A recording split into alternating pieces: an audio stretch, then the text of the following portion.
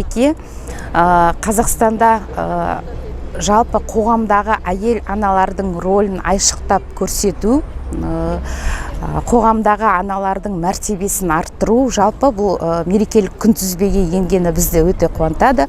Себебі неге десеңіздер, біздің еліміздің өркендеуіне, өсуіне аналардың рөлі ерекше деп есептейміз. Қай жерді, қай саланы алып қарасаңыздар да, аналар әрбір салада адал еңбектерімен еліміздің өркендеуіне үлесін қосып келе жатыр. Жалпы көп балалы аналар үйлерінде бала тәрбиесімен ғана отырған жоқ, қоғамға пайдалы, елімізге пайдалы әртүрлі салада қызмет атқарып жүр. Бүгінгі ұйымдастырып отырған іс-шарада түрлі апаларымыз жаңағы салт дәстүрімізге байланысты ұршық иіру дейміз, көрмеде аналарымыздан ұйымдастырылды. Сонымен қатар бүгін біз көп балалы анамызға үйдің кілтін табыстайтын боламыз. Бүгінгі мерекелік іс-шарамызда көп балалы жалғыз басты анамызды қуантқалы отырмыз. Яғни баспана кілтін табыстаймыз.